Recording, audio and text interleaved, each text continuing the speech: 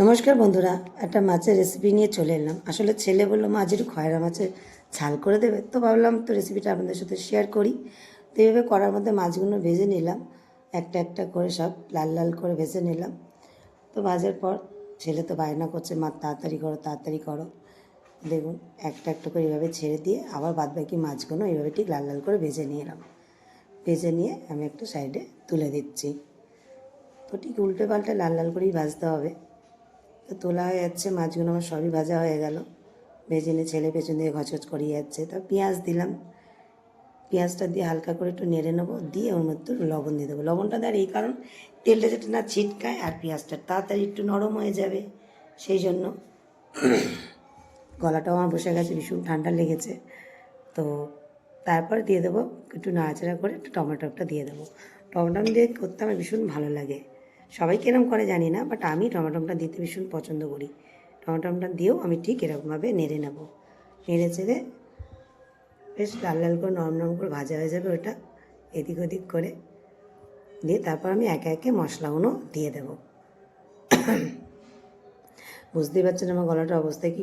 পুজো ছিল, ভীষণ ঠান্ডা লেগে গেছে। এবার আমার হয়ে গেছে, এগুলো ভাজা হয়ে গেছে লাল লাল করে। এবার আমি ওর মধ্যে দিয়ে দেবো একটু রসুন বাটা, 1 চামচ থেকে আরেকটুখানি বেশি দেবো। তারপর দিয়ে দেবো আদা বাটা। আদা বাটা দেওয়ার পর আমি একটা একটা করে সব মশলা দিয়ে দেবো। দিয়ে লঙ্কার গুঁড়ো, হলুদের গুঁড়ো দিয়ে দেবো। আমি একটু যেহেতু ঝাল পছন্দ করি সেই জন্য, আপনারা যেরকম যে ঝাল পছন্দ করে সেরকম দেবেন। কাঁচা লঙ্কা দিয়েও করা যায়, আমি গুঁড়ো লঙ্কা দিয়ে করলাম। দিয়ে হলুদটা দিয়ে বেশ মশলাটা একটু কষে নেবো। আবার ভালো করে কষা হয়ে যাওয়ার পর তারপরে মাছগুলো আমি ছেড়ে দেবো।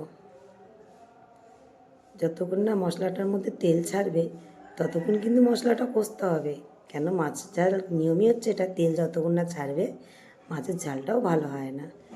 দেখুন আমি কিরমভাবে কষছি, তেলটাও কি সুন্দর গায়ে ছেড়ে যাচ্ছে, এদের খুন্তিতেও তেলটা দেখা যাচ্ছে। জানি না কিরমভাবে ভিডিওটা করতে পারছি, কেন এতটাভাবে আমি কোনোদিন করিনি, চেষ্টা করলাম। হয়ে গেল, আমি এবার জলটা দিয়ে দিলাম। যে যেরকমভাবে রাখবেন, আমি একটু যেহেতু আর কোনো সবজি করবো না তাই জন্য একটুখানি কাইটা বেশি রাখবো, তাই জন্য জলটা দিয়ে দিলাম। দিয়ে এবার যখন ঝোলটা ফুটে উঠবে তারপর মাছগুলো আবার সব দিয়ে দেবো ওর মধ্যে।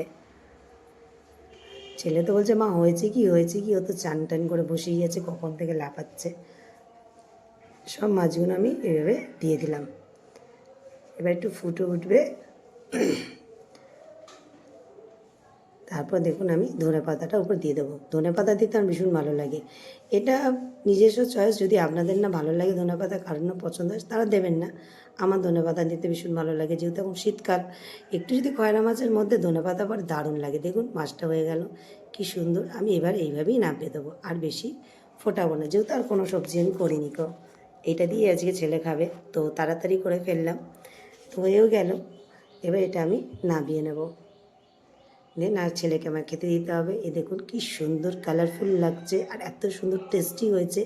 ছেলেকে দিয়ে দিয়েছি, ছেলে দেখুন তাড়াতাড়ি করে খেতে বসে পড়েছে। ও তো ভীষণ খিদেতে ছটফট করছিল, এমনকি ও গায়ে গেঞ্জিটা পর্যন্ত দেয়নি। যদি এই ভিডিওটা ভালো লাগে একটা লাইক কমেন্ট সাবস্ক্রাইব করে দেবেন। টাটা।